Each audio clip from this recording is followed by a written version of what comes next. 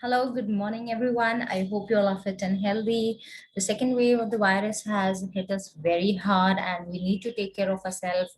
People are dying out of oxygen, and we are here. We are the ones that we are breathing properly. We're getting our oxygen, so we should thank God for it, and also take care of ourselves and be at home so that we do not get affected by this virus. So, to continue with our topic, I am Miss Aisha Siddiqui, and I'll be teaching you all first year BA, wherein we've already started a topic of the listeners. The listeners are, it's a poetry by Walter de la Mare. Walter de la Mare is the name of the poet, wherein we have already done the introduction about the poet. We have done the summary part of it. We read the poetry, and one line by line, I also explained you all the meaning and briefing of the poetry. Now we'll be moving forward to, also I have done the glossary part, that is the meaning of the words that are difficult in the poetry. Now we'll be moving forward towards the themes and the types that the poetry involves. So I hope what all is done previously is already known by you all, because once we are moving ahead, so you should know what is already behind. If you have not got an idea of the poetry, please go towards the previous lectures and watch those lectures in order to know what we're going to do ahead, because that lectures was the basics. Okay, and if the basic is not strong, you'll not understand what themes we are going to do today. All right, so let's start with the themes of the poetry. I'll just share my screen here. Okay, to start with, I'll just read out the whole poetry first, and then we will go towards the themes part. Okay.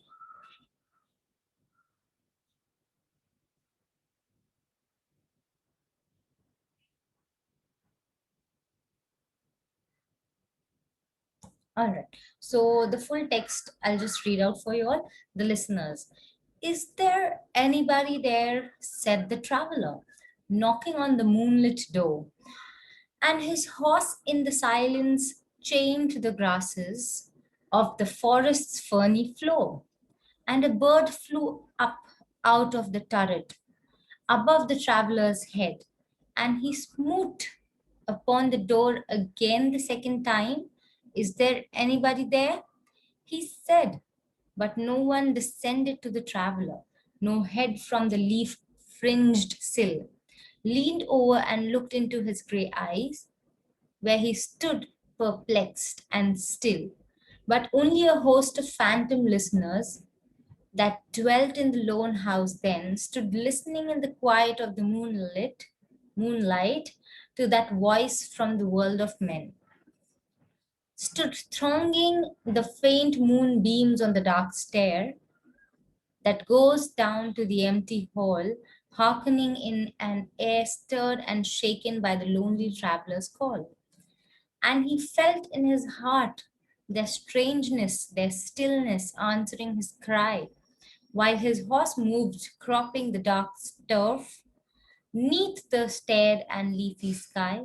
For he suddenly smote on the door even louder and lifted his head.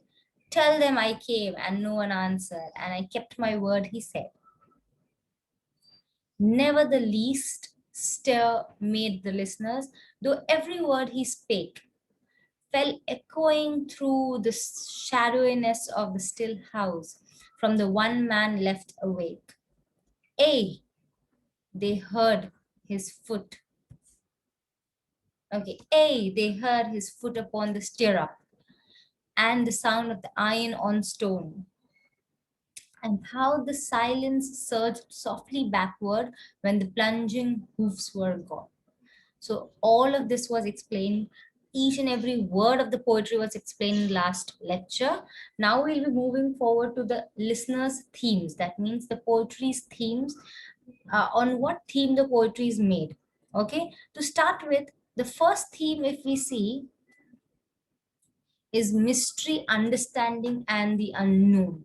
Why mystery? Because it's still a mystery what the traveler wanted to tell when he entered, right?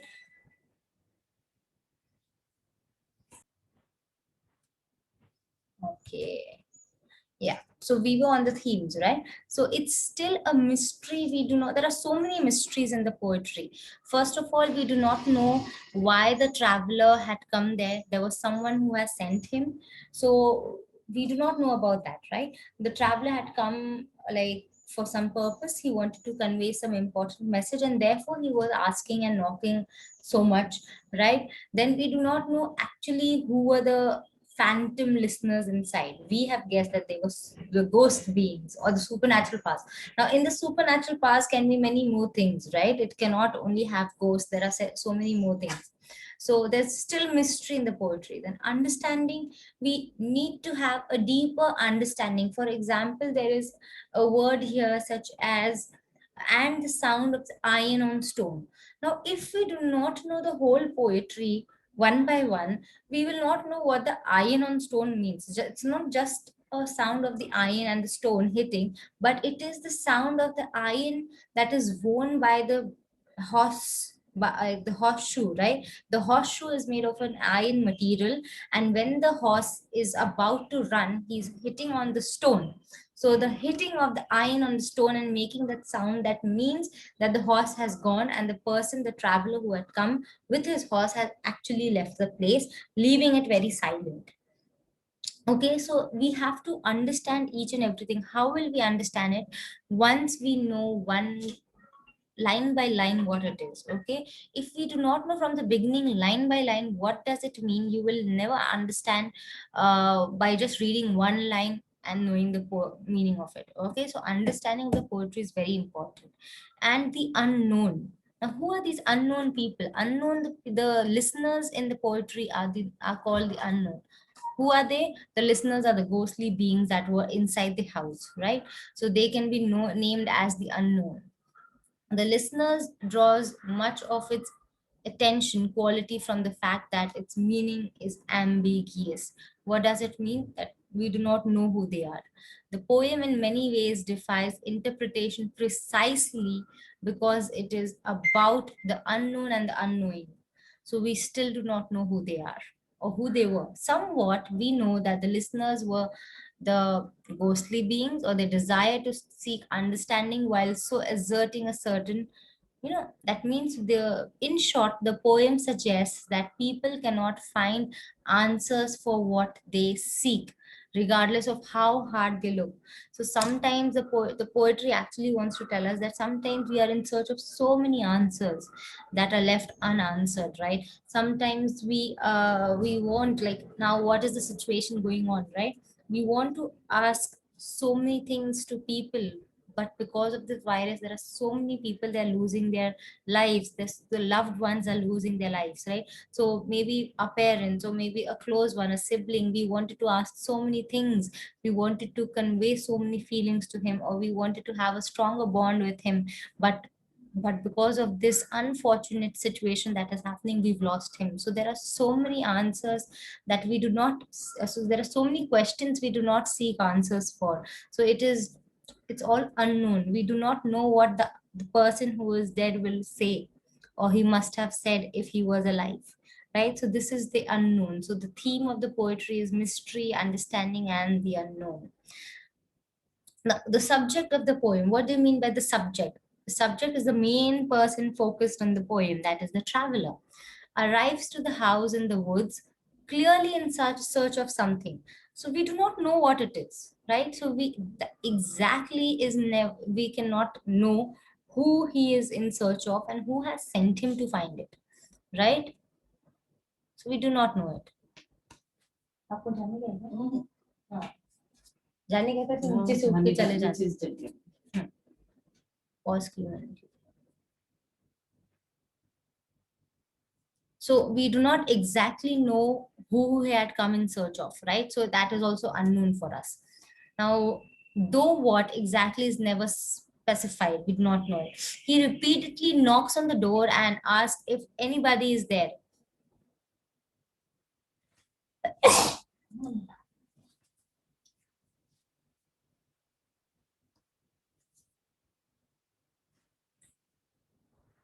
So once he asks and he knocks on the door and he says that if anybody is there, and seems increasingly agitated. What do you mean by the word agitated? It means that he is very, very angry, right? So he gets agitated or he gets very angry when nobody answers from the other side of the door, right? And because of the lack of response. Of course, we are all human beings, and once we are in a hurry or we are sent for some message and we want some answer to those questions, we keep on asking someone, and there's no answer from the other side. What will happen? Right, what will happen? We'll get so angry that why is the person not answering? Now once we know, now in the poetry, if we have done the whole poetry and you'll have seen the lecture behind the previous lecture, you know that he could feel the presence of someone inside. Now once you can feel the presence of someone and still they're not answering, of course anyone will get agitated. That means anyone can get irritated or angry, right? Now that is his second knock, is described using the word smoot. Why the word smoot is described while the second knock? The first knock is just knocking, but when the second knock happens, the word smoot is actually described. It suggests a sense of urgency. That means first time he was okay that someone will open, so he knocked. The second time, after so long he waited and nobody has knocked, so what is it? He got agitated and he wants some response from them. And also there's some urgency, he requires that answer. So we are unknown of the thought that what is the urgent thing that he required. But we already know that there was some urgency that he required, and therefore he knocked and knocked. And smoot is to knock a little forcefully in search of something, or in this case, there's some urgency to answer. Right? Now his initial call have gone unanswered already, and therefore he was very agitated. Indeed, the third time they have said smoot on the door even louder and lifted his head. Smoot on the door even louder means forcefully, out of all his anger, that what is wrong, right? So and then he lifted his head and he said that finally the I'm not getting any answer. I've come here for some purpose. I'm not getting any answer. I have done what I needed, right? Sometimes it happens that we are told or we've given a duty that has to be done, and we again and again, or we've given a group work for a number of students, and one is the leader of that group. He continuously goes and contacts the other people in the group. If the people in the group are not answering and his work is pending, so he urgently, then he gets angry, right? Sometimes you'll say, why are the teachers angry when the work is not submitted? Because we've already told you all once, then we told you all the second time, the third time we see the things are not getting submitted, then we get angry. It's not that teachers are born angry, that we will just get angry on you for no reason or no appropriate reason, right? If there is once and you're doing it, we are seeing it for the first time, and the work is done, why will anyone get angry, right? Such an example is given here. When he knocked on the first time on the door, and if the door was answered, of course he wouldn't get angry. But then second time he knocked, the third time he knocked, and then the word smoot is used here. Then he is further described as perplexed. Now what does the word perplex mean? If you see in your text also, it means surprised, right? So he was surprised and views the silent landscape as filled with strangeness. Okay, now what does surprise means? He actually feels the strangeness that there's someone inside the house and the whole place is silent, but he can still feel there's some presence inside. This illustrates his confusion about the situation, that he found himself that there is something going on inside. He was confused with it. The essential creepiness of the poem comes from the fact that the traveler and the reader doesn't know what does or does not reside behind the door. So this is also unknown for the reader, that is for us, as well as for the traveler. So it's a mystery still. Mystery and unknown both together go hand in hand for this poetry, as we do not, even at the end of the poetry, we do not know who were the people inside, who were the listeners. We have just made an attempt to understand the listeners. We know that if some human being is not there inside, so who can be there inside? It can be a ghost, right? So you just come to an conclusion that there can be, but it's not said by the poet here. So it's still a mystery and unknown for the reader as well as for the traveler. This illustrates his confusion. Okay, we got to know this. Now, uh, we have, yeah, we are here, does not reside behind, we don't know who's behind the door. A conceit that links the unknown with anxiety and fear. Now we don't know who is this person behind, so we get confused. And then sometimes we can feel the presence of the person, but we do not know who he is. So what happens? We get scared, right? We are fearful, we get anxiety and stress, that how is it that I can feel the presence of something happening, but the person is not there, right? So that's how we don't know what it is going on. Okay, there's some internet connection. I'll just share my screen again here. Okay, now the house is also notably situated deep within the forest. Now this also makes you very scared, and anxiety can overtake your mind. Seeing the situation that is, the house is in between of the deep forest, and by all the natural world, so you cannot find many more houses around, you cannot find human beings around, so it is already a horror scene is created in your mind, right? Now, the door is moonlit. Okay. Now, for instance, under the influence of moon, what does it mean? That there's nothing, no lights around, right? So why the moonlight word is used here? Because there are no artificial lights, or there are no bulbs or tube lights around. So in short, it is getting more scarier, as we know there's no light around, but there's only the light of moon that is falling on the house, right? Now, which is often linked in literature by a supernatural thing. Now, this word moonlight also, or moonlit, also is related to another supernatural power. If you go to learn literature in deep, you will know that moonlit is a word where it is described that some, as a focus light is put on some special person when they are on a stage performance or something, right? A special focus light, a moonlight is thrown on them. Similarly, a moonlight is thrown on the ghosts or the supernatural power where they are. So, in literature, if you go to see, so moonlight is already fallen on places of supernatural powers. So, that is another sign in the poetry that shows that there's some supernatural power inside and no human beings inside. All right. Now, the forest floor is also ferny, suggesting that no one has walked there for some time. Ferny means nicely with filled with grass with no flowers, okay, but nicely filled with grass. Now, if there were people around, they would have cut out of the grass, or maybe there would be a patch of grass or agricultural things going on in that land. Okay, but there's plain land of fern. That means ferny land, that means full of grass, showing a sign that there's no human being been there. All right, this will also scare. Now, a bird flies up out of the turret of the house, and the house itself is a leaf fringed sill, further revealing its natural encroachment on the man-made structure. That means the tower had the building or the house had a tower, and the bird flew from it. Okay. Now, the connection of the mysterious house with nature and the traveler's clear inability to communicate with those people inside, or whatever supernatural power is inside the house, uh, okay, illustrates the separation of this world from the world of men and the other world.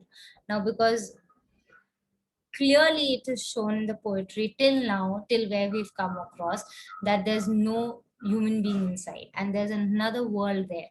So that house has no world of men, and the traveler, in fact the word is used that we were listening to the word of men. So the man, the traveler, a human being who's calling out, is the alone human being, and the other place and the other people there is, they are out of the world of men. So here also has a sign of all, you can say, supernatural powers here. So as we said, the poet uses supernatural powers in his poetry. So this poetry is a very good example where he used supernatural powers. Now, um,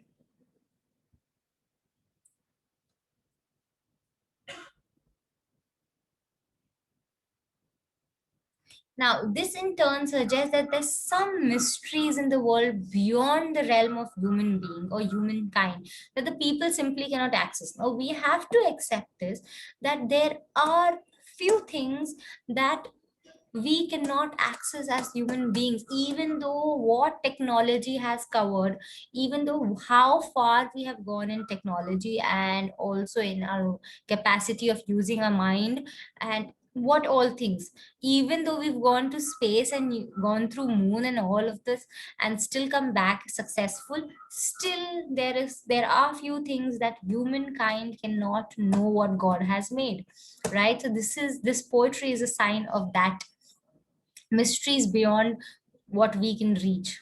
Now there are so many things, right? For example, if you all know the Bermuda Triangle, right? What is that Bermuda Triangle? We still are not aware where are those things going, where are those planes going, where are those ships going that go across that place in the Pacific Ocean. If you all know, in the West Pacific Ocean there is a triangle on which if a plane or anything passes through it, just disappears.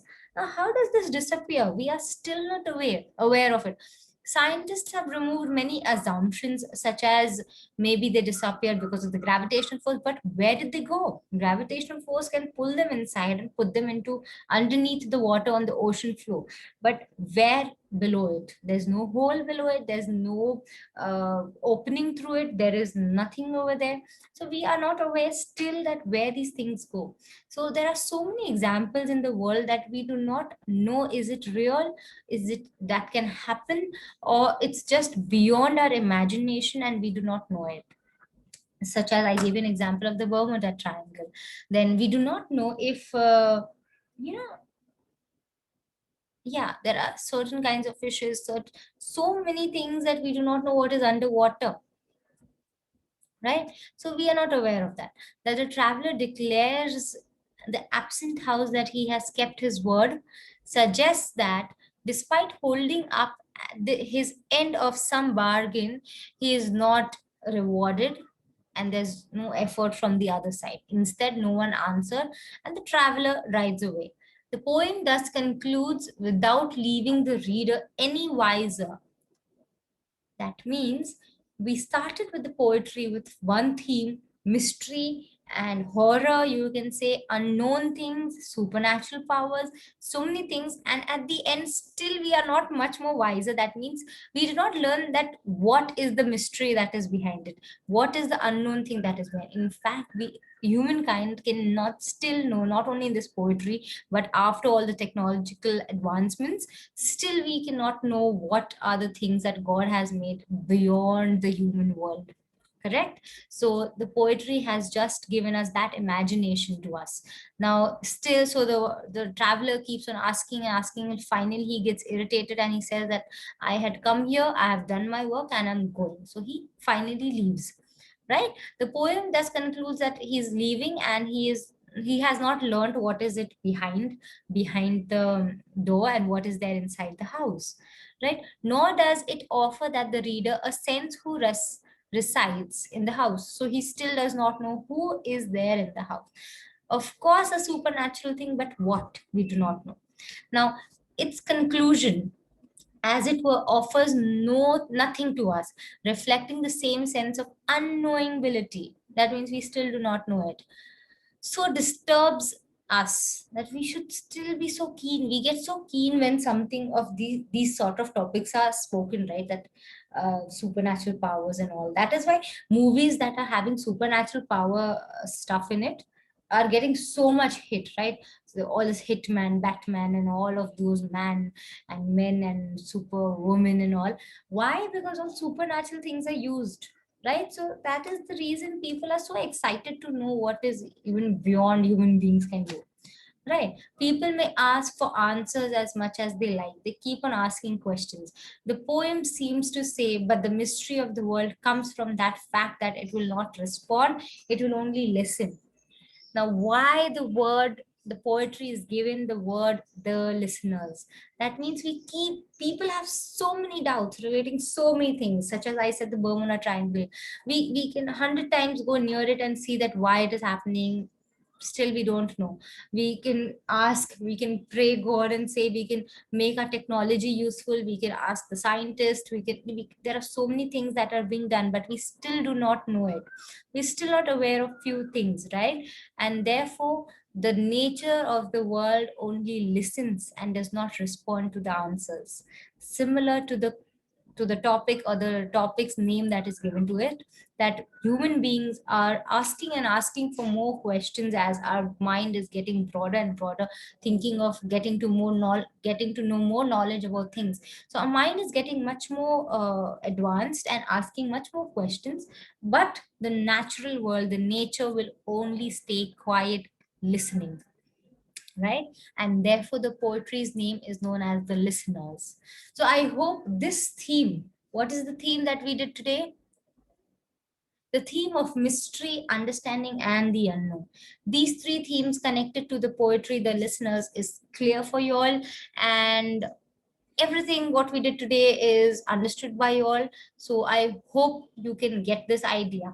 In the next class, we'll see another theme, that is isolation and loneliness. Why is this theme related to the poetry? Okay, we'll be seeing that. Then there are many more things that we need to do. Sorry, we in the themes we have only these two. Isolation and loneliness will be the last theme of the poetry.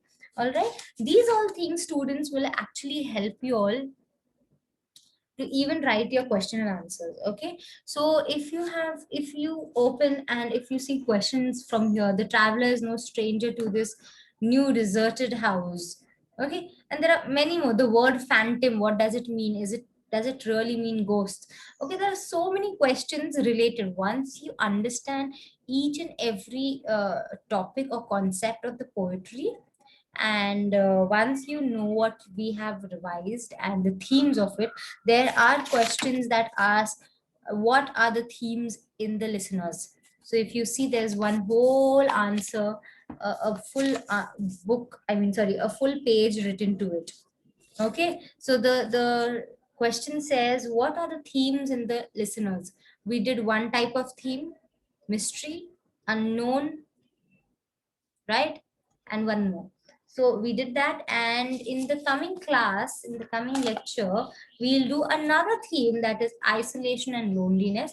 It is also given into your book. So we'll be doing that question answer and also explaining why this theme is so much related to the poetry. Okay, then we'll be symbolic, we'll see the symbolization. Who is the subject? The traveler. So we'll see about him in detail. All right, so I hope I'm clear with what all I've done today. Students, please keep revising your poetry so that you'll understand, and do take care of yourself a lot and of your family. Do not go out unnecessarily, and if you all are going out, please take care of yourself, have all precautions done, and most and foremost, you have to stay home and stay safe. Take care.